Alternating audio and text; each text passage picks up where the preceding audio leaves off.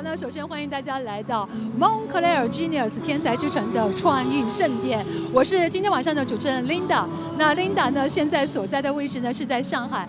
这一次呢，其实是 Moncler 呢携手上海时装周，可以说是他们跨界设计的这么一场时尚大秀。那么作为2024年上海时装周的一个压轴的项目，规模可以说是空前的盛大。那这一次呢 ，Moncler 呢可以说是倾力打造了将近是33000平方米的这么一个融合时尚和艺术这样一个平行的一个世界。那在这个世界里面，大家可以看到啊，我们很多这些一系列的创意的这个社区呢，和这些街区，可以说是最大限度的还原了我们艺术家们对于 Moncler Genius 天才这样的一个非凡的设想。好，那今天晚上呢，我们同时邀请到了全世界来自8000多名的这些宾客朋友们和直播间的朋友们呢，一起来共同探索 Moncler Genius 天才之城的这场大秀。可以说，这场大秀呢是精彩绝伦的，它是全方位的这样的一个立体式的、沉浸式的这样一个感官之旅。那我今天在这呢，心情也是非常的激动啊，因为2018年开始呢 ，Moncler 推出了这样一个天才的创意系列，就受到很多消费者的喜欢，因为它给大家带来很多的一些惊喜和一些美好的一些体验和感受。那这次一来到上海呢，就万众瞩目。那说到上海这个城市，大家都知道呢，它是魔都嘛，这是一座兼容并蓄的城市，它可以接受全世界这些非常前卫的先锋的一些的文化。当然了，它同时自己本身也有这种非常深厚的文化的底蕴，所以这次呢，我们很惊喜的可以看到本土的文化呢和世界这些最顶级的艺术家们他们灵感的一个碰撞，那打破了行业内一些很传统的一些固有的一些思维模式，是真正的一场世界级别的这些时尚先锋的一个创意的交流。那再说到我们今天晚上这个天才之城，那这个天才之城呢，其实是由我们10位的这些天才的共创者们，他们共同创造了这样的一个创意的一个街区。那我们可以通过这样的一个街区呢，慢慢的为大家来揭秘 Moncler Genius 系列的一个神秘的面纱。好的，那今天晚上呢，我们在穿越这些的创意的街区的过程当中呢，也会和大家共同探讨一个话题，就是如何成就天才。我们如何去帮助这些与生俱来的具有这些天赋的或者说创造力的这些人士，在他们成长的过程中的时候，去抵御他们这种渐行渐弱的天赋和这些创造力。那你知道 Moncler 呢，这么多年以来一直是把创造力作为万物的核心，他们在孕育这种创造力的一种思维的模式，来激发他们最大的一个想象力。所以今天晚上呢，在 Moncler Genius 天才之城的这片乐土上面呢，我们要深入的去探讨10位可以说这些天赋的共创者。我跟大家来一一介绍一下，他们分别是我们的 Edward Enifer， 我们的 Hiroshi Fujiwara、Donald Glover、Lulu Lee、Mercedes-Benz、Van Angels、Asa Perocchi、William Smith、Rick Owens， 还有我们的 Jacinda。我们来听听他们是如何去尝试他们这种天马行空的想象力啊，包括说他们创作的一些理念。好的，那如果要把今天晚上的整个的盛典的比喻是一道美食的话，我觉得这是充满一道灵感的丰富的世界级的一个分子料理，因为它让我们去品味到了这个时尚潮流和未来科技相结合的一种无限的可能性。它让我们看到了当代的一些艺术家对于传统文化、传统经典的一些重新的解读。它让我们感受到了在这些爆裂的狂野的街头文化下面所蕴藏的这个禅意。它让我们去可以自由的探讨这个东西方不同文化下面这些影视他们的一些避世的思考和一些哲学。当然，大家也可以坐着这个时空的穿梭机啊，来到80年代，我们来看看80年代的一些复古的元素和符号。那我不知道说了这么多，你们准备好了吗？是不是和 Linda 一起踏入今天这一场我们这个时尚创意美学的艺术风暴？好，那接下来呢，就请大家欢迎来到我们 Moncler Genius 天才之城。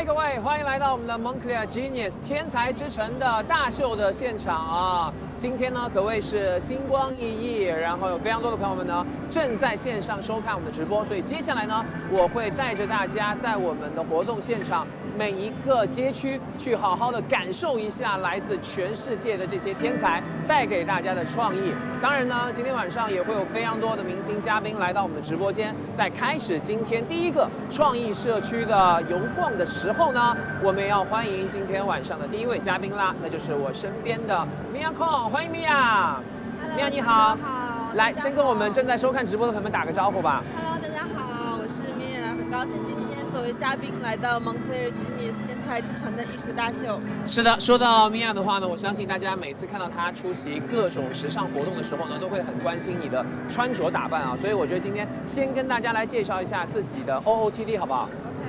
我今天穿的这个 OOTD 呢，主打的一个就是轻盈，哦，因为你知道蒙特尔的材料和科技非常厉害嘛，对，所以这个衣服裙子其实叠起来的时候，我发现只有这么一小块，但是今天晚上其实温度一点也不高，然后风还是就是还蛮冷的，然后对，其实昨天啊还是将近要25度，今天因为知道蒙克列来了，必须要让各位城中潮人穿上羽绒服，对，所以我今天穿的这一身，虽然我光着腿，然后但是其实感觉到非常的温暖。哎，其实还是有一点点混搭的。这个小的包包可以给大家介绍一下。然后这个包包和鞋子呢，其实是 vibe 上的轻盈，因为现在其实已经不是 holiday season， 但是我希望能够通过草编的这个拖鞋和包包，给大家带进一股比较 chill 的度假的风格。没错，而且我们看到 Mia 其实今天呢很细节的穿了一双拖鞋，好像要抓住即将要逝去的这个春天、夏天和秋天。对，马上要来冬天了啊，会不会脚有一点点冷？这个只要心是火热的，谁在乎脚冷啊？没错，今天来到活动的现场，其实刚才米娅已经稍微逛了一下，感觉这一场的天才之城的 Moncler 的 Genius 的活动，跟你之前参加过的秀会有一些什么不一样吗？有，其实我今天其实有点被惊到了。哦，按照周迅的一句话，就是好多人啊。到了现场以后，这个人山人海，然后其实刚刚我们是做了一个小的摆渡车，是啊，口进来的，没有想到有这么庞大，对，然后一共有10个艺术街区，没错。因为我来之前，我以为只是一个常规的秀或者是一个展览，对，结果到了以后，我觉得天哪，大家千万不要穿着高跟鞋逛展，会走到脚断。是真的有被惊喜到，这也是 Moncler 希望带给大家这种感觉。今天应该不是全城的潮人，而是全球的时尚人士、创意人士都汇聚在此了。那么，如果要用3个词来形容一下我们的 Moncler， 会是什么呢？那第一个可能是温暖，这个刚刚我也说到了，就是看起来很薄的面料，但是其实穿起来也非常的暖和。是的。然后就是创意先锋，那我们所在的这个 Moncler Genius 大家也看到了，我觉得就是创意和先锋的代名词。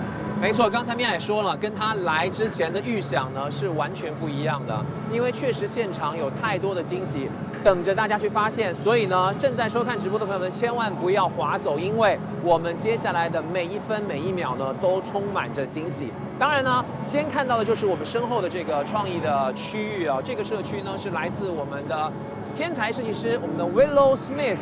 对 Willow Smith 的话，有没有自己的一些之前的了解，可以跟大家分享一下的？有，其实我一直有关注他非常多年，然后很喜欢 Willow，而且每次在时装周的时候，其实也总能碰到 Willow，他的风格，然后他做的一些很有创意的事情，我觉得都非常 inspiring， 就是值得大家的关注。是的，实在是太有才华了。没错，很有才华的一位设计师。那以你对Willow 的理解，你觉得后面的社区大概会是一个什么样的呈现？其实我跟你一样，就是我们也都还没有进去逛，对吧？但是刚刚我走到这里的时候，我盲猜啊，因为看到门口的这个绿植的这个装饰，我盲猜可能是跟大自然有关。但是因为 Willow 实在是太国马精灵了，对，所以我觉得我进去之前，我真的不好说它到底能带来什么样的惊喜。没错，这就是今天晚上我们的 Moncler Genius 想带给大家这种感觉。那当然 ，Moncler 这些年呢，一直致力于跟非常多的顶尖的有创意的这些艺术家、设计师，还有很多的时尚人士去共创这样的天才系列。那么你是如何来看待他们之间的这种合作的呢？我觉得 Moncler Genius 是提供一个非常好的把时尚和创意及艺术结合在一起的一个大的平台。因为平时能够欣赏 art 就很不错了，但是有一天如果你能把艺术品穿在身上，那岂不是更好的体验？太棒了！所以呢，我们也不耽误米娅的时间，因为展区非常非常的大，我们今天就不跟大家一一的介绍了，好不好？我们也谢谢米娅，谢谢。好了，那么当然呢，我们今天直播间有非常多的朋友们可能没有机会来到现场，我要跟大家说一下，这个大秀我们此时此刻正在为您现场直播的，就是来自我们 Moncler Genius 的天才之城的大秀啦。在整个的街区呢，会有非常多的来自全世界各地顶尖的创意者，他们把他们的想法和他们想要呈现出来的东西，花了将近1年的时间，打造了如此庞大的一个秀。那么在我的背后就是 Willow Smith 的它的整个的空间，在这个空间当中呢，我们会看到非常非常多的一些很有创意的想法。待会儿我们会通过一段视频跟大家了解一下。那么接下来我们就要去到的是下一个社区，来自我们的 A$AP Rocky。Let's go。Moncler Genius 天才之城创意大秀，我们是你的创意街区讲解员阿哈喽喽，我是阿哈，我是喽喽。接下来将由我们带大家开启一段融合复古滑雪和未来音效的奇幻之旅，给大家带来一个全新的视听享受。没错，我们来到了一个新的天才之城天才街区。是的。那这个跨界创意的设计师是谁呢？现在音乐已经响起了，不知道大家有没有任何的想法？没错，就是大家非常喜欢的 A$AP Rocky。是的，说到 A$AP Rocky， 大家一般能想到的是他是一个非常成功的音乐人，但是呢，很少会把他的名字和设计师3个字串联在一起。其实也不怪大家啦，因为他做音乐实在是太棒了，他的音乐在全球已经有超过175亿人收听过，而且在油管上面，他的音乐视频也超过35亿人有观看过。是的，你能相信吗？全球也就60多亿人。我完全无法想象，每2个人当中就有1个人看过他的音乐视频。没错，那说到 A$AP Rocky， 他有一个身份就是 rapper 啊。那当大家谈到 rapper 的时候，总是会有一些固有的刻板印象，比如说他们的穿着非常浮夸呀，比如说有金链子、大钻石、豹纹印花。但是当我们看到 A$AP Rocky 的穿搭的时候，我们发现他的穿搭是非常多元的，而且我们甚至可以用优雅来形容他的时尚。是的，那其实每一次 A$AP Rocky 他的出街穿搭，或者说他自己的私服搭配，都给人非常多的惊喜。因为我觉得他是不惧怕创新的一个人，与其说他在引领潮流，我觉得可以称他为潮流的创造者。所以当他遇到 Moncler 另一位潮流的创作者，我很期待这2者相遇会喷擦出什么样的火花。是的，就像 Moncler 和 A$AP Rocky 的合作给我们很多的惊喜。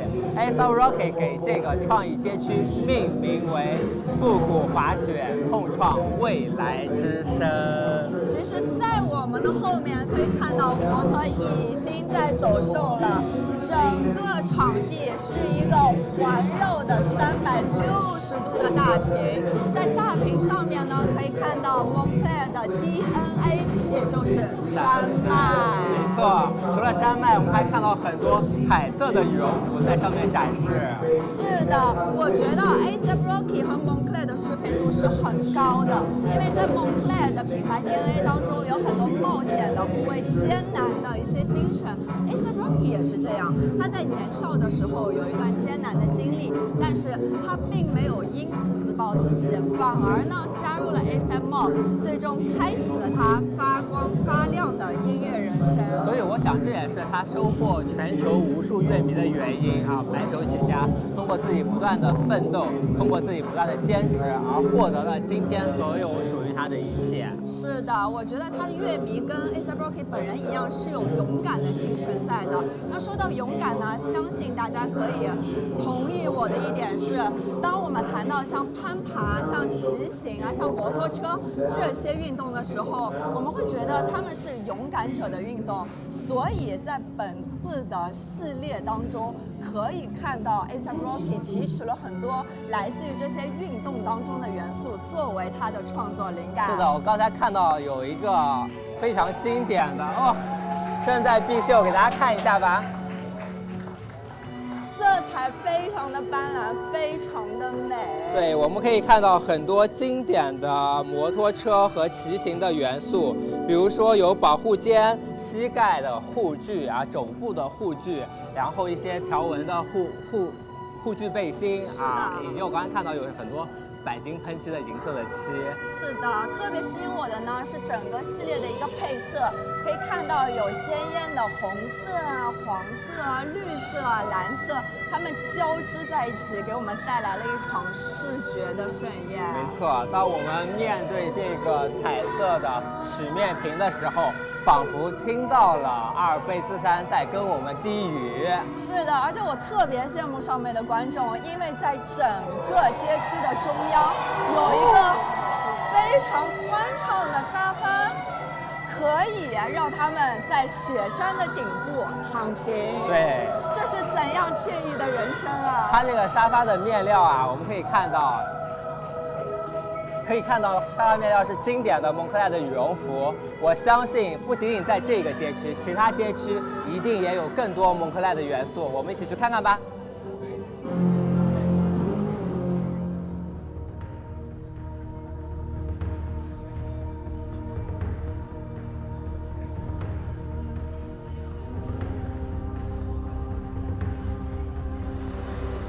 直播间啊，此时此刻呢，我已经来到了我们今天的 Moncler Genius 天才之城的第2个创意的街区啦。在我的身后，原谅我不得不大声跟你们说话，因为呢，现场的赛车的轰鸣声实在是震耳欲聋。我们可以看到的就是这个街区是来自 Pop Angel 的打造的创意的一个街区啊，它完完整整全部都是一个这样的赛车场，而且在这个赛车场上，我会看到有非常多专业的赛车手驾驶着他们的赛车，胜负就在分秒之间。没错，说到 Pop Angel 的话呢，他和 Moncler 有着非常深的渊源。我相信大家对于他应该是比较的了解。在2015年的时候呢 ，Francis Brigazzo 就创立了这个品牌。这个品牌呢，由意大利的那种浪漫，再加上美国的文化以及街头滑板少年的叛逆，所以每一个穿上 Pop Angel 的朋友们呢，有一些慵懒，有的时候呢又会感觉自己非常的接近街头，非常的潮流。那这一次的话呢，他们的主题是致敬了这赛车的黄金70年，所以我们会看到现场除了有赛道，还会看到在周边呢有很多这70年以来的一些标志性的建筑。让每一位身处于这个空间的朋友都能感受到历史的这种碰撞。同时呢，我们也在现场看到有很多的朋友们哦，他们围在这个赛场的周围，就像是在看一场正式的比赛。同时还会有2楼的休息的区域，包括整个的赛场中间的棕榈树呢，也会给人一种非常慵懒的感觉。当然的话呢，我们也会看到很多一些个别的朋友也会在现场，比如说我看到了一位熟悉的朋友，我去跟他打个招呼。嗨，红叶。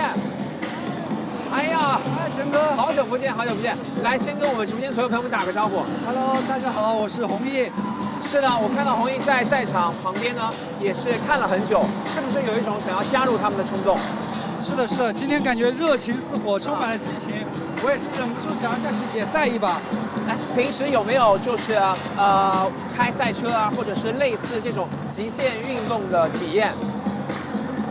我觉得每个人都有想追求极限的一面，是，所以我日常也是非常喜爱观看这些比赛啊、运动这些的项目。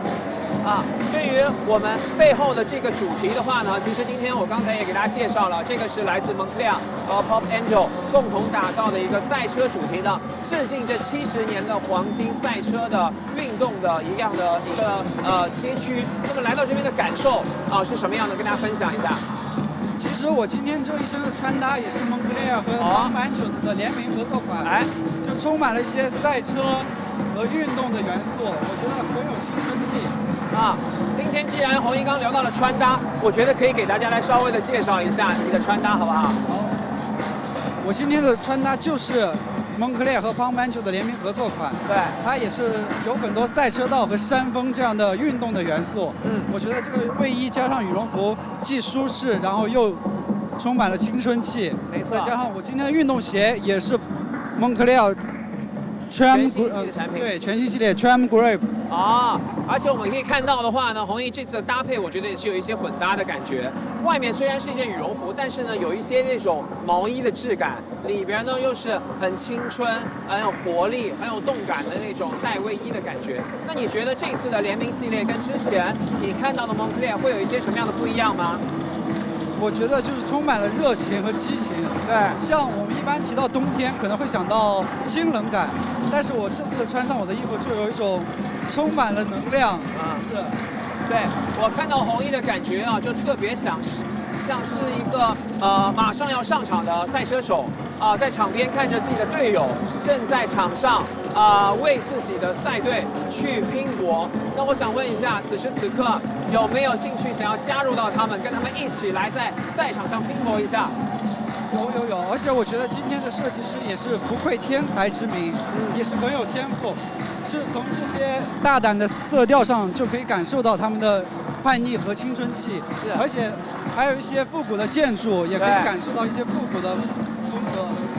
那我就不耽误弘毅了。弘毅的话呢，我看他已经蠢蠢欲动，想要拿上方向盘，握住方向盘，在赛场上征服自己了。那待会儿的话呢，可以去现场好好体验一下，好不好？谢谢，我们也谢谢弘毅带给我们的热血沸腾的感觉。接下来我们的精彩继续，让我们看一看下一个创意的街区会是谁呢？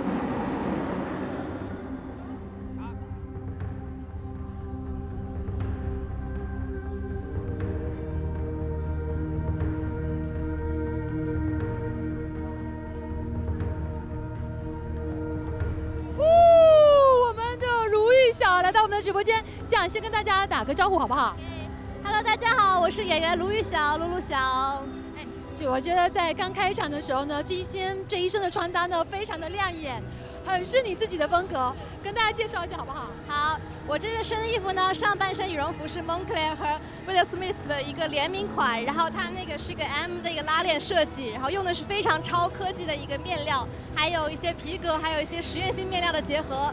然后裙子呢，穿的是一个羽绒短裙，还有一个白色的针织面料衫，还有一个我最喜欢的就是这个羊毛的长靴，它特别像雪怪，因为我特别喜欢雪怪元素，会收集很多这类似的相关的，然后所以特别喜欢它，像踩在雪地里一样。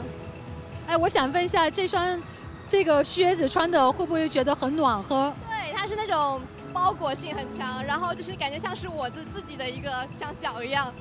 对，我的触角超级可爱，我都能想象，如果你再戴一个那种的，比如说毛茸茸的耳机，或者是说那个帽子的话，是感觉会更像是你的风格。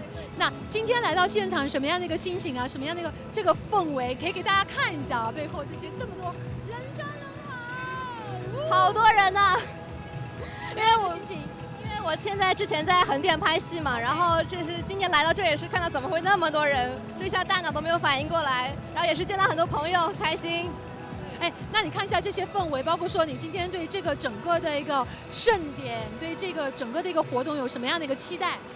因为我现在那个场馆还没有逛完，所以我可能等着待会儿继续逛下去。而且因为这个整个城市就是整个未来之城，它特别像那个就是赛博朋克那种未来元素，然后我就觉得像进入了另外的一个城市，就是我会完全不知道现在在哪里那种感觉，身在何处不知道，但是很有意思，这里每一个装置。那我还想问一下啊，就是你是怎么认识蒙克莱尔这个品牌的？或者你觉得年轻人跟蒙克莱尔品牌之间的连接点在哪里？因为我肯定第一次见到蒙克莱是在爸爸妈妈的衣柜里，因为我爸爸很喜欢徒步嘛，然后他就是经常去很冷的地方，所以经常我第一次见到这个标识就是在我爸爸衣柜里，对。然后后来呢，也是因为他们跟很多的那种就是跨领域的艺术家的合作，然后包括给很多艺术家机会，所以肯定更多的活动让我见到了更年轻元素的蒙克莱。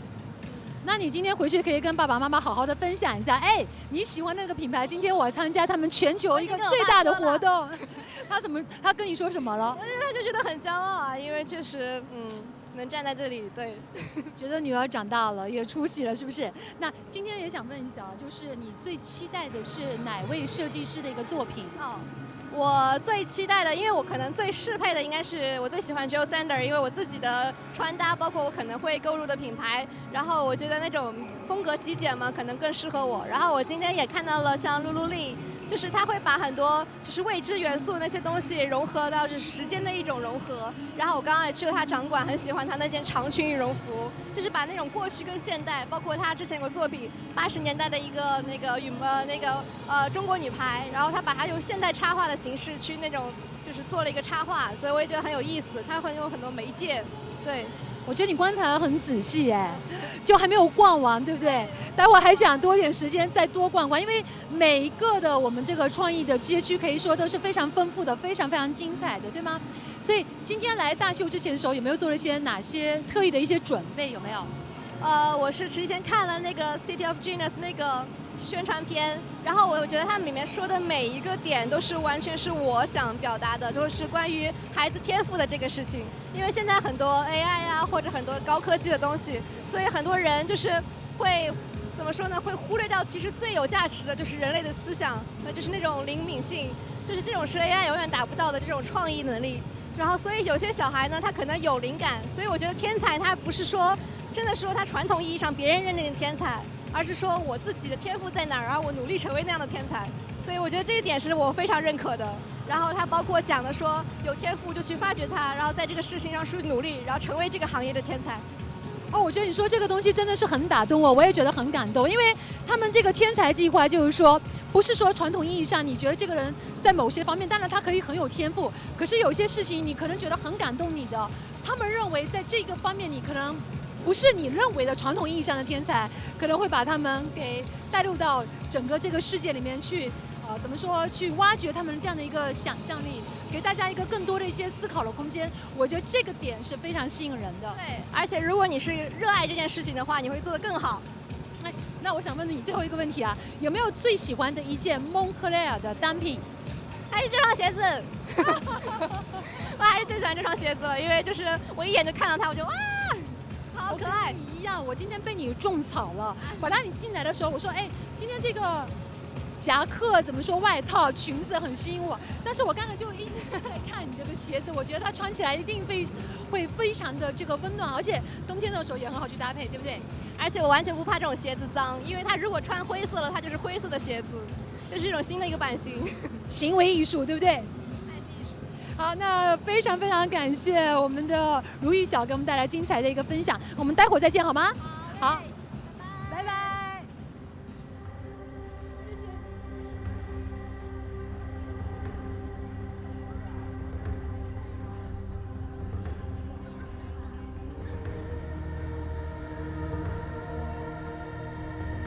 欢迎回来我们的直播间啊！现在呢，我们正在上海的 Moncler Genius 天才之城的直播现场。我今天呢真的是大开眼界，刚才见证了我们《速度与激情》的赛车场之后呢，我现在来到的这片地方呢，虽然看上去有非常多的人，但是我此刻内心是平静的，我能感受到的就是温暖和放松。没错，这个就是全球所有喜欢创意的朋友们最爱去的 Giuga 农场。而这一次呢 ，Donald Glover 把整个的 Giuga 农场全部搬来了我们的 Moncler 的大秀。在这个农场，我们可以看到啊，有非常多的橙色的系列。那么，最特别的就是在那边后面，虽然现在全部都是人啊，但是这个是整个活动的最中心的位置，有一棵橘子树，就跟我身边的这个是一样的。最重要的是什么呢？最重要的是这些橘子，它是可以拿下来的。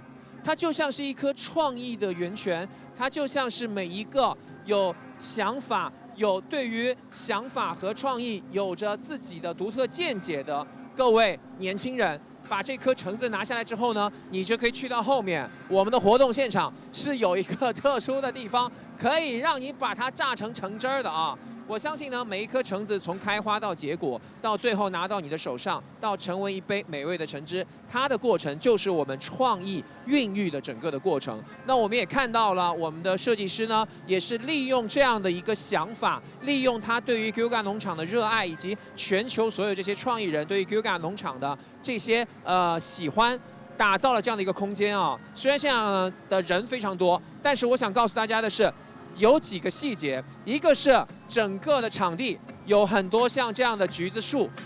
第二的话呢，我们可以看到后面有一个非常大的圆圈，这个大的圆圈的话呢，就是创意的来源。还有的话呢，就是在我的右手边有一栋小木屋，这个小木屋我们可以通过这棵树子大概隐约看到它的造型。这个就是来自 Gilga 农场的一个农场主的房间了。那我相信的话呢，今天现场所有的朋友们来这里，也是想获得一些灵感，获得一些放松，就像是这颗橙子一样，带给大家活力，带给大家能量。好的，接下来我们的大秀还在继续，正在收看直播的朋友们千万不要走开，让我们看看下一个创意的街区会在哪里呢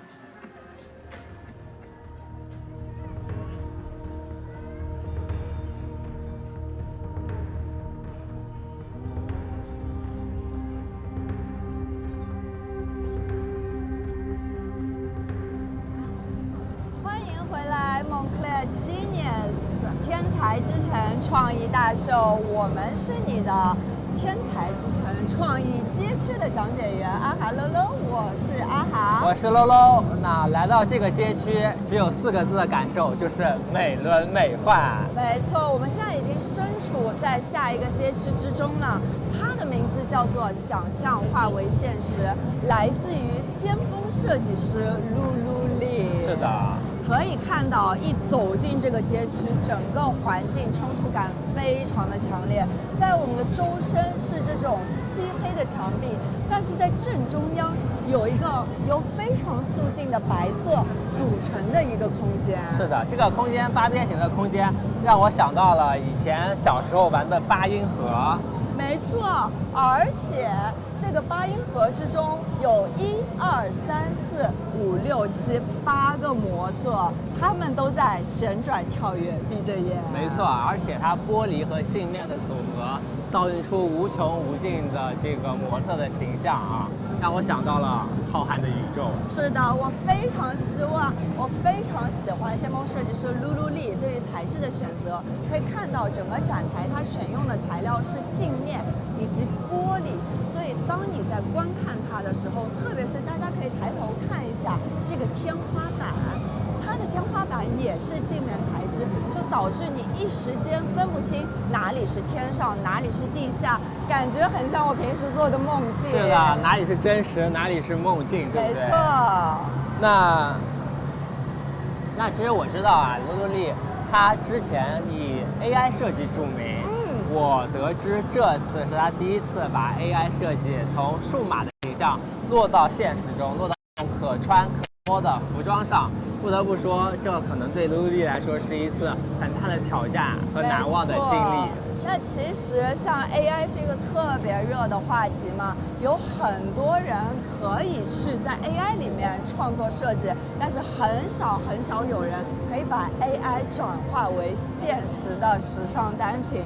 我觉得这也是得益于 Moncler 精湛的技术，才可以把这种天马行空的想象变成这种真的可以穿在身上的时尚单品。不得不说，这个设计还蛮令我眼前一亮的，它有一种现代结合古代的这种感觉。我们会看到这个裙子是一个双层的 Moncler 的羽绒服，像一个复古的伞裙，上面呢它的袖子是一个很有廓形的袖子，就像之前的羊腿袖，但是我可以看到模特的脸是一个金属的，完全看不到表情的一个模特，让我觉得是复古和未来的结合。没错，你观察得很仔细，在腰间，在后面还有一个装饰性的缎带，让整个衣服看上去仙气飘飘的。不光有古典的部分，也有非常潮流的部分。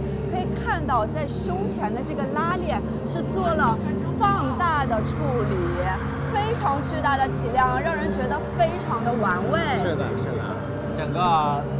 整个造型让人有一种非常深刻的印象啊！我们之前看到那个露露丽的采访，发现他说，我记得他说的好像是整个设计原点是从比特到原子。哦，这个很酷的一个概念，是因为什么呢？因为比特是数码中最小的一个单元，而原子是现实中最小的单元。把数码一个虚拟的和现实的相结合，可能就是 AI 天才设计师和我们不一样的地方吧。这个就很深奥了啊，涉及到一些哲学的范畴。其实我们说原子的时候，是一个单个原子很渺小，但是当你把它组合在一起，它又变得非常的庞大。我觉得它这个就是露露丽在它的设计当中想要给我们留下的一个哲学结尾。是的，我相信在这次的天才之城里面，还有很多有趣的创意街区等待我们探索，我们一起去看看吧。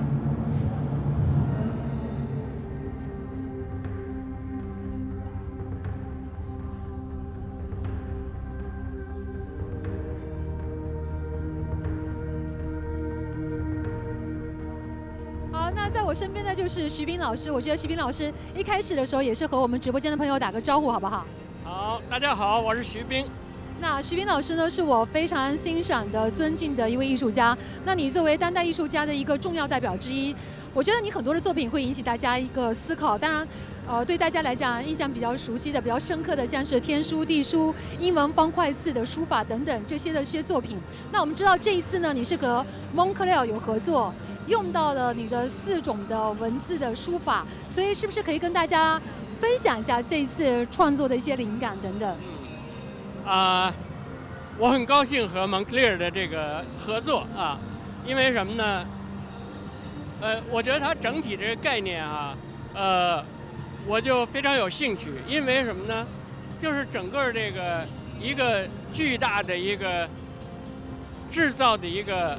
它叫天才之城，对，我感觉这概念呢很有意思，是在于什么呢？有点像，就是我们生活的现实中的城市被浓缩了，城市的创意，被浓缩在了今天晚上的这样的一个场景里面。对，那比如说，那我作为这个艺术家的一个参与者呢。我用了4种文字，来阐释了天才之城这个概念。所以一个是天书，看起来大家可以读，但又不是真实的文字。然后呢，那个英文方块字是把英文写成中文的风格。我觉得很有这个文化的一种相互穿梭的感觉。另外，比如说这里有意思，有那个甲骨文。甲骨文呢，城市，然后中间呢有那个一个小苗长起来。对。那这个小苗呢，其实就是小苗在甲骨文中就是财的意思，成长财的意思。我觉得就很有意思，很像咱们这种概念。就是他们的天才计划，这样的一个小小的苗能够成长起来。对对对。另外呢，还有。就是我的那个地书，地书就是用符号，用这个 emoji 标识符号写出来的这个4种文字。我觉得这种东西很有意思，它还有流动性，就像天才之城的概念。我想问一下许斌老师，这个是我个人很想问的一个问题，因为这次你知道有很多的设计师、艺术家，他们一个跨界的合作，然后做的这些创意的街区。这里面有没有你特别感兴趣的一位艺术家，他的这个创意的街区可以跟大家分享一下？其实我觉得这10位艺术家都是非常有意思的。说实在的，因为什么呢？因为这些艺术家都不以一种艺术形式为表达，它真的有一种流动性和穿梭性。这个当然，比如说我比较了解那个露露，其实她呢就是本来是没有做过时装什么的，可是她说你们就从网络上发现了她，然后让她来参与时装的设计，我觉得这就非常有意思啊，因为就是我们不在一个概念的领域的范围之内来考虑所谓创意、所谓天才。我觉得给艺术一个更广大的一个空间，可以这么说吗？当然，因为艺术创作本身就是打破文化过了的，已经有了概念的成分，科学，什么这个逻辑，这分科之学之类的，其实都是什么呢？就是在把我们的自然世界给分成领域。艺术其实是把这些东西给投入一种打乱的元素，而让我们有更多的思维的空间，其实就是这样的一个作用。那谢谢徐斌老师给我们带来一个精彩的介绍。那待会儿有时间的时候可以继续去采访你一下，好不好？谢谢你，徐斌老师，谢谢。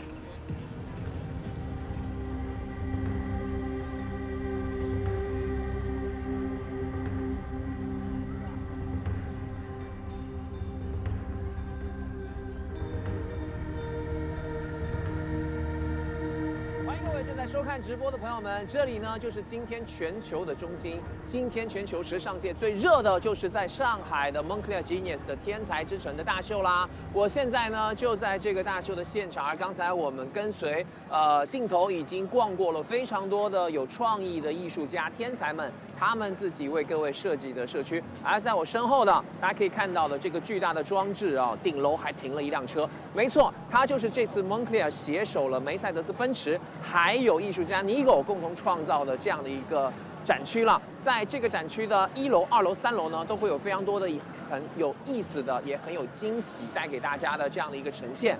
待会儿呢，我们就会走进到这个展区，去跟大家好好的聊一聊。而且呢，我们可以看到它整个的建筑的外立面也是非常的特殊。那相信聊到我们的 Moncler 和梅赛德斯奔驰呢，已经不是第一次合作了。那之前的合作，每一次都带给大家惊喜无论是服装还是汽车，这样的跨界都会带给大家很多耳目一新的感觉。那么今天2位老朋友加上我们的 Nigo， 又会给大家带来什么样的惊喜呢？话不多说，接下来赶紧跟随我的脚步去楼上看看 ，Let's go。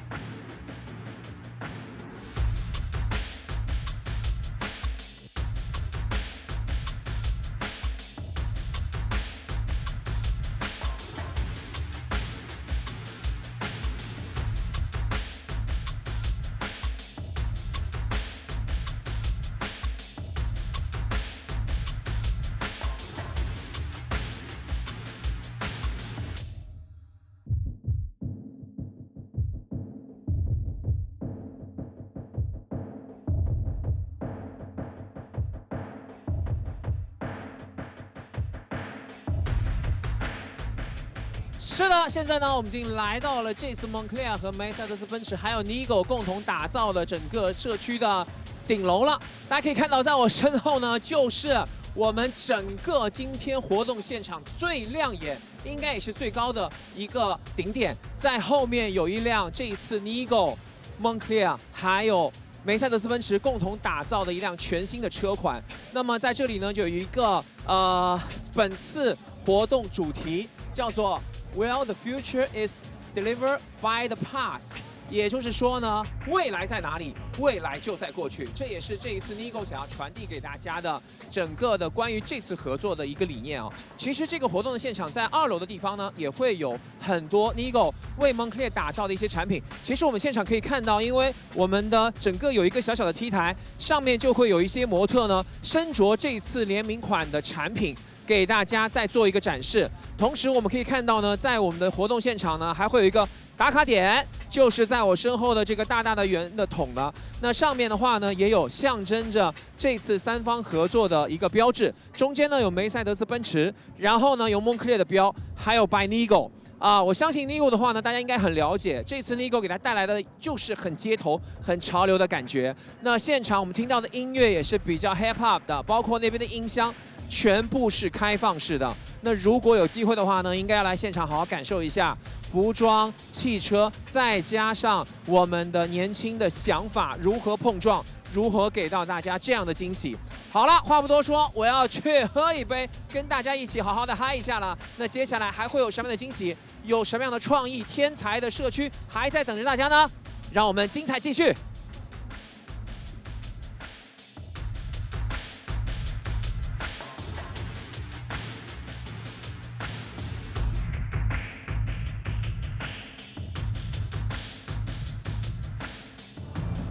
Hello， 大家欢迎回来，我们是阿哈喽喽，我们已经来到了下一个街区。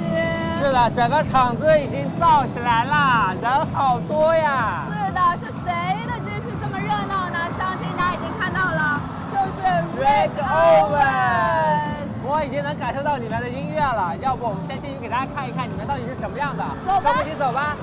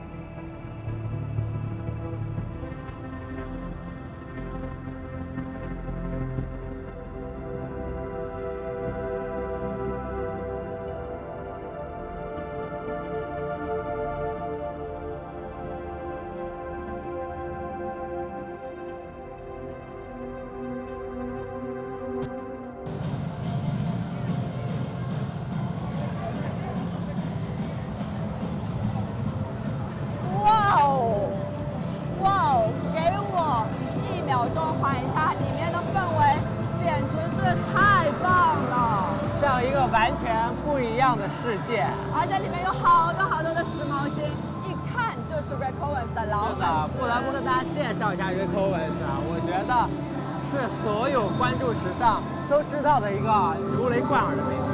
没错，也是我的挚爱。我真的很喜欢 Rick Owens， 因为我觉得他在输出时尚观念的时候，也给大家很多哲学上的思考，包括他的时尚宇宙是延伸到除了服装以外的地方的。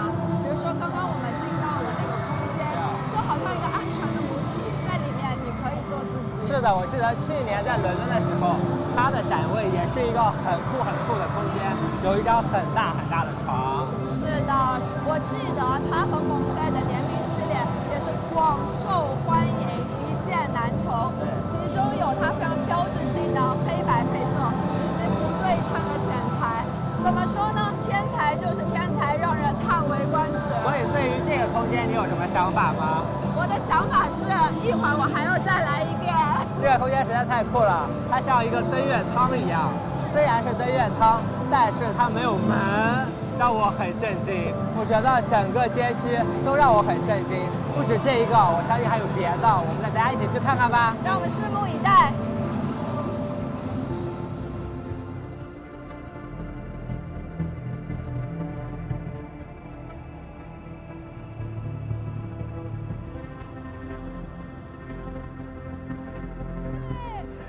来，看到我现在在我身边的是张云龙，来先跟我们直播间朋友打个招呼一下。大家好，我是张云龙啊。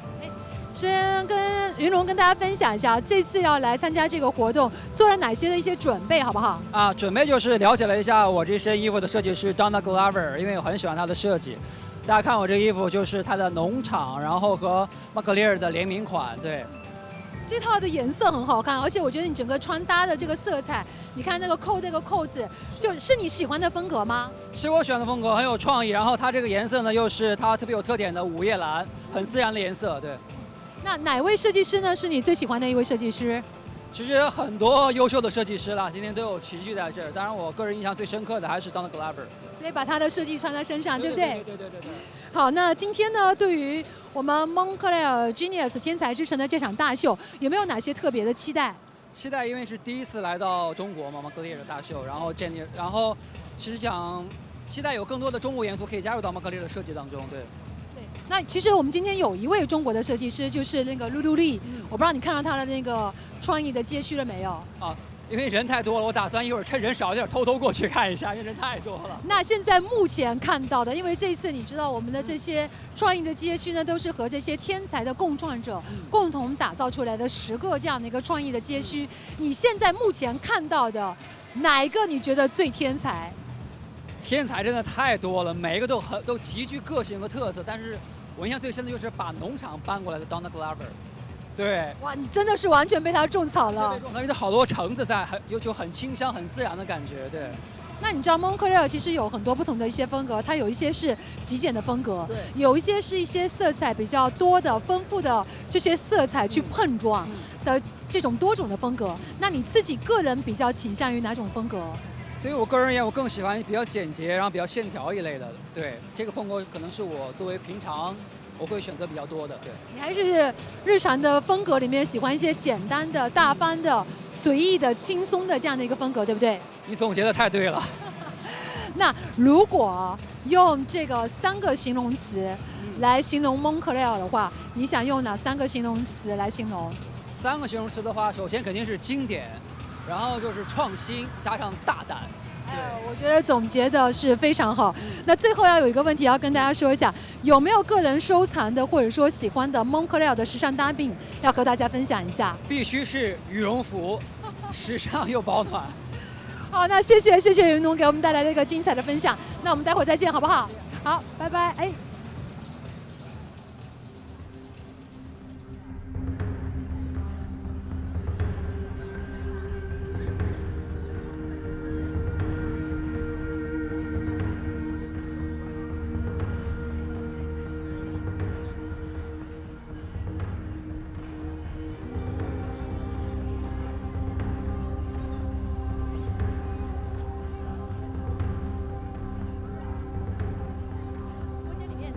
先跟大家打个招呼好不好 ？Hello， 大家好，我是越剧演员陈丽君。想问一下丽君啊，这是你第一次看 Moncler 的大秀吗？对，这是我第一次看 Moncler 的大秀。那今天亲临现场啊，你看一下，这么多人在现场，什么样的一个感受？我觉得来到现场，我觉得这里非常的特别，就像进入了一个很独特的世界，给我觉得非常的有未来感，非常的时尚。要说我们今天其实有非常多不同的一些创意的街区，那哪一个这个街区最吸引你？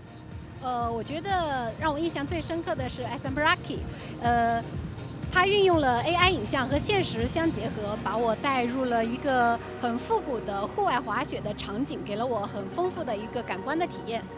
你这一身还真的很像是在户外，然后在那个雪景里面那种感觉。哎，那说到秋冬的一些元素，我不知道说，你最喜欢秋冬的哪些时尚的元素？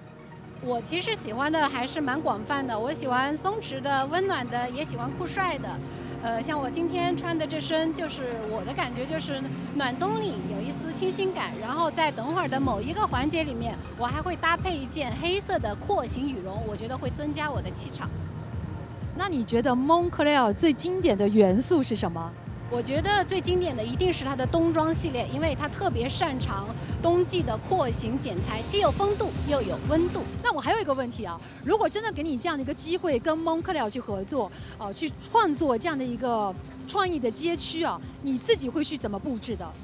那我一定会把我们的中国戏曲、粤剧的元素多多的放进去，就像我们有林子呀、靠旗呀，包括我们的妆容啊，还有我们服装上有很多的特色的中国元素、传统文化的一些东西，我觉得是完全可以跟蒙克莱尔相结合，做一些很时尚和传统相碰撞的东西。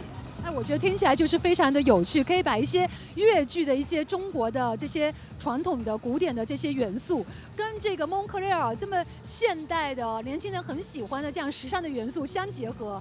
然后我也期待真的有那么一天，好不好？到时候再来采访你，好吗？好，谢谢我们的丽君，拜拜，待会儿见。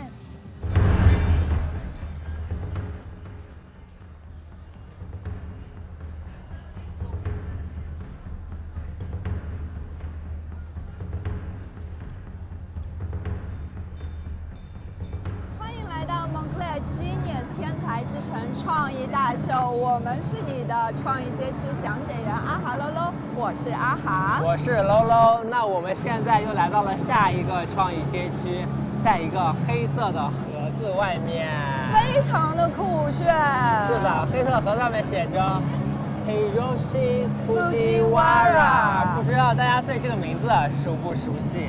但是我想告诉你们，他可是日本的潮流教父。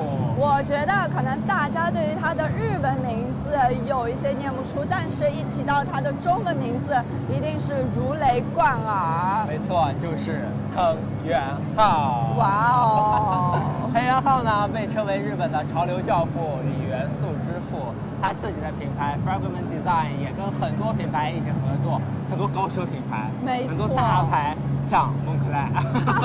是的，之前藤原浩和蒙克莱的合作一经推出就大受欢迎，获得了巨大的成功。那其实，令我印象最深刻的就是在去年。Fragment 和蒙克莱的一个联名合作，其中的灵感来源是来自于蒙克莱的典藏档案馆，有一张来自于1974年的致谢信，来自于白驼峰探险队。我记得是一张明信片，是不是？是的，这张致谢信呢是感谢了蒙克莱，给予了白驼峰探险队他们需要的服装支持。是的，我觉得蒙克莱它不仅仅是件衣服，更是我们冬天里面温暖的保障。这整个故事简直是太有爱了，我觉得这种以爱作为共同创作的底色的品牌，真的是非常令人值得尊敬。是的，这也是蒙克莱一直所秉持的、传播的美好的理念。没错，那本次呢？本次合作，它不仅仅带来了自己的设计，还和一个国际著名雕塑家，Richard Wilson RA 一起合作了一个镜面展。我相信肯定会给大家留下非常深刻的印象。但是呢，现在整个时尚街区进入高潮，整个大秀进入高潮，我们得蠢蠢欲动了。是的，我们要带大家去看一看别的街区了，一起期待还有什么样的天才会出现吧。我们接下来要去看的就是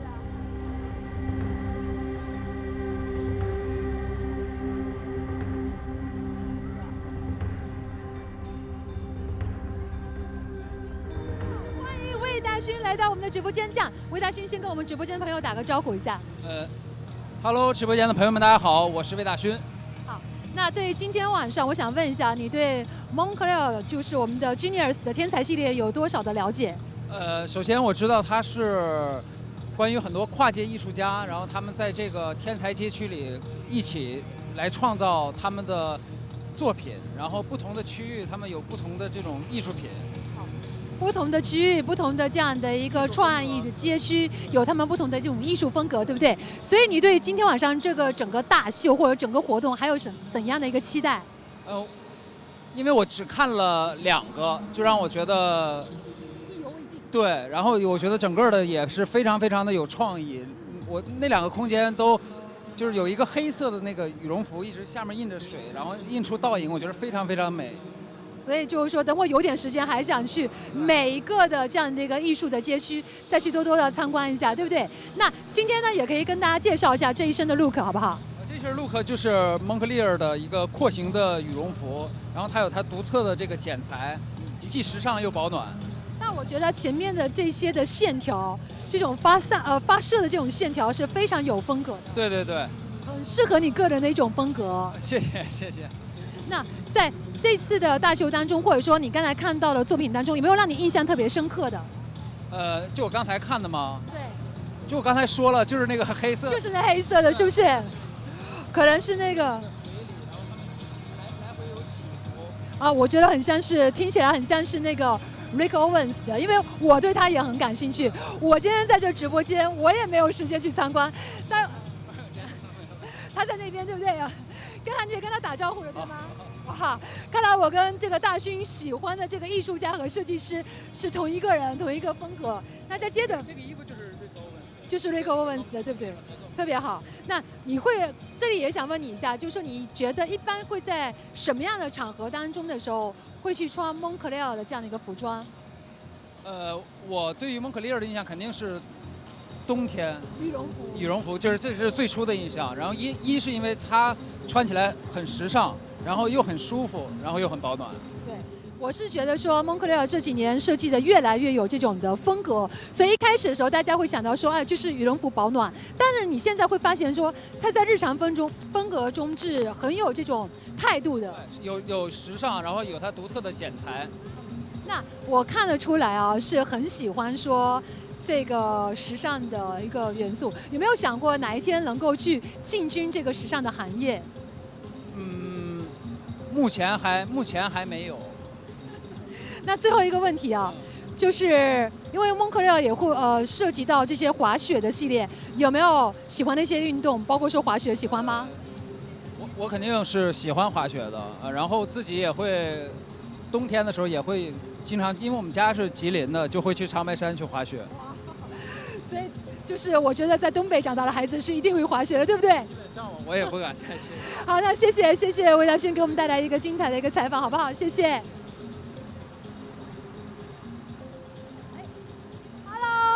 来，蔡雪桐先跟直播间的朋友打个招呼一下。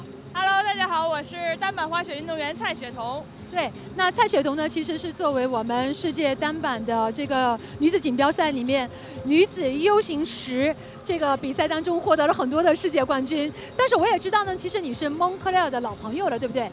之前拍过他们很多的这个滑雪的大片，所以今天来到这个活动，什么样的一个心情？我觉得今天非常开心，然后能看到这么多艺术家的作品，然后我觉得很兴奋。说到艺术家的作品啊，因为我们有很多不同的这些创意的街区，有没有哪个街区给你留下一个特别深刻的印象？有好几个，比如说露露里的，然后还有Palm Angels， 然后里面的卡丁车，我觉得我自己个人很喜欢玩。那要说起来的话，你觉得哪一个风格是你最想去尝试的？露露里。还是露露里，对吧？那我真的很期待你有机会能够穿上它这个系列风格的衣服，跟大家来展示一下，好不好？好的。好，谢谢你，谢谢。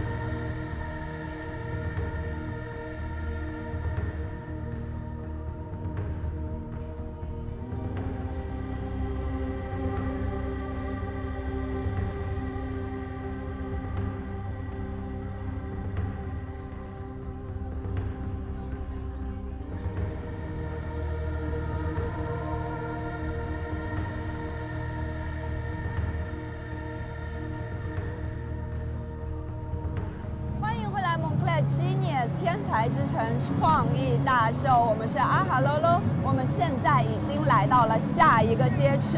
是的，刚才在一个黑盒子前面，现在来到一个白盒子前面。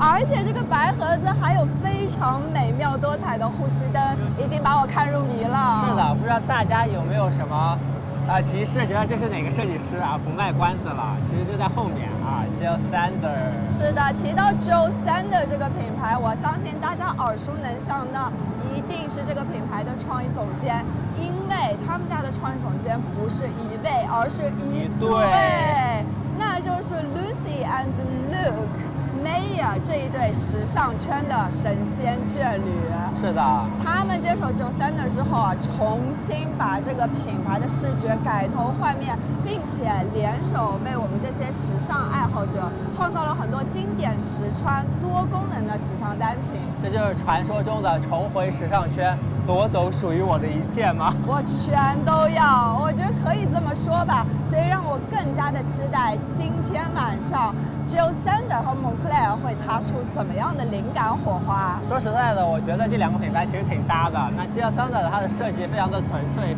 经典，而 Moncler 注重实际主义，也是非常搭的啊。然后呢，两个品牌在一起，我们也好奇会产生什么样的火花。那里面呢，听说是一个圆形的秀场。然后让我们来回看一下里面模特的走秀吧。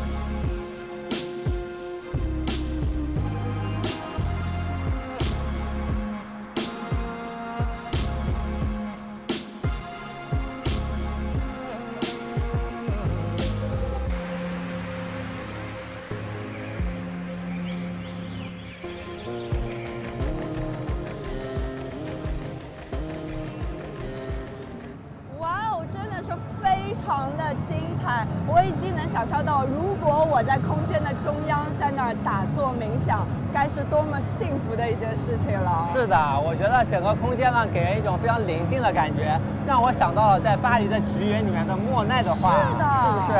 它是一种更为抽象的表达，它用颜色，它用线条，可以达到内心的统一。所以呢，本次的街区，他们两夫妇啊，命名为人和自然的呼吸之地。希望你在这里可以静下心来，倾听你自己的呼吸声，给你一片宁静的遐想。我觉得效果非常棒，而且秀场上的设计也非常棒。让我印象非常深刻的是有一个包裹着头部的设计，看上去非常的舒适温暖。我觉得啊，如果搭配上蒙克莱家非常标志性的茧型廓形羽绒服，我都能想象到那个一秒把自己裹在里面，与世隔绝，外界纷纷扰扰与我无关。该是多么的惬意了。对，然后整个系列我觉得相比于其他的合作系列的颜色呀、材质上的碰撞，它更多的是在廓形上的考量。因为我们知道Jill Sander它是一个极简主义出名的一个品牌，没错，对吧？然后我可以看到蒙克莱它经典的那个 logo 被幻化成了配饰，佩戴在模特的身上。它或许是别针，或许是耳环，给我们很多新的想象。一句话总结，时髦就玩了。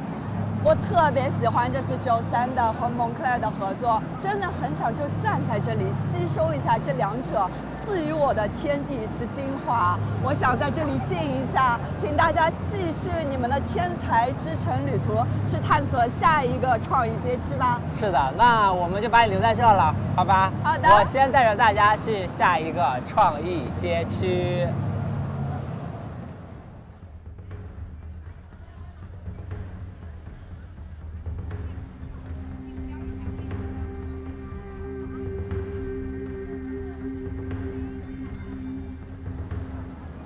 迎回来，这里是天才之城，没错，我是李晨。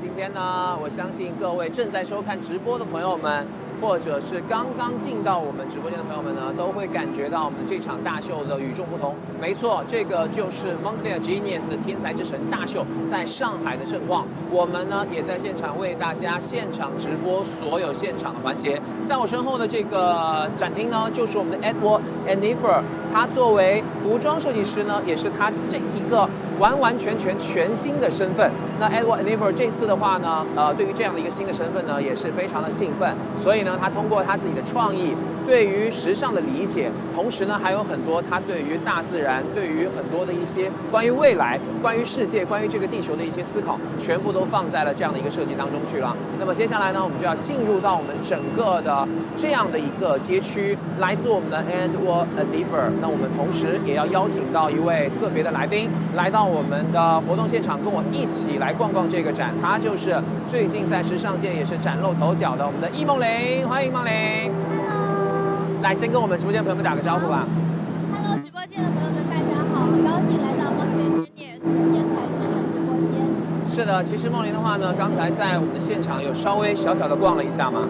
对的，对的。感觉怎么样？特别有创意，因为其实我在伦敦的时候跟 Moncler 就已经有结缘了。对，结缘过。当时也是一个很大的装置，也是 Genius 的一个活动主题，对的。那今天的话呢，其实是一个非常巨大的活动，来自全世界的顶尖的这些创意的年轻人，他们都集聚现场，要去跟我们所有的这些很有才华的设计师共同去碰撞。那么身后的这一位设计师的话呢，不知道梦玲有没有了解？Edward Enifer 我知道的，因为他是一个很有使命感的设计师。是。然后像我们今天这次在那个装置，它是在一个很极端天气下的一个反差，我觉得非常非常有创意。是的，其实呢，我们虽然不进去，但是我们要跟大家来形容一下。刚才梦玲也说了，里面有一个很极端天气的反差，大概是什么样的一个装置呢？可以跟大家分享一下。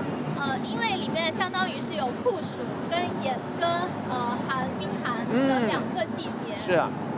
像严寒的话，它是有一个雪的装置，然后穿着羽绒服。对。然后其实有意思的一个点是，酷暑它也是穿着羽绒服的。哦。对，所以我觉得是有一种就是我们在极寒天气下，我们人类在极寒天气下的面对的一个坚毅。对。没错，那就像梦玲刚才说的，这个区域里边呢，虽然不大，但是分成了2个区域，有一块呢，全部都是由沙漠慢慢延伸的沙丘，在它的尽头呢，有一面镜子可以折射出我们自己。那同时里面还有一个有一点点破旧的一个办公桌，就有点像是我们在那样极端的环境下还要再去工作，对，还要再去生存，还要再去在那里呢去思考时尚是什么的这种态度。那另外一边的话呢，就是我们的极寒的天气，有雪山，还有一个类似于一个考察探险的一个仪器，对不对？对的，对的，非常有创意。没错，所以 Edward Enifer 也是希望通过这样的一个装置来呈现出他和 Moncler 的这次的在创意上面的一些碰撞，就是在有一天，如果真的就是一步能够跨到冬天，一步又跨回夏天，我们人类该如何的生存？我们人类该如何的去穿衣服这件事情啊？那对于创意来说，我相信其实梦玲自己也有很多自己的一些想法。那今天来到了现场，看到了 Moncler 和这么多的优秀的创意人一起去跨界合作，最后有什么感想想跟大家分享呢？我觉得 Moncler 这个品牌是实用性跟时尚兼具的一个品牌。我觉得就是在所有的衣服里，它是属于羽绒服里是属于很轻的，所以就是又能在我们极端的天气下保暖，然后又能很时尚。太棒了！所以呢，这也是为什么今天现场我们看到，除了梦玲之外，有非常多的朋友都穿着 Moncler 来参加这一场全球的盛会。我们也谢谢梦玲来到我们的直播间。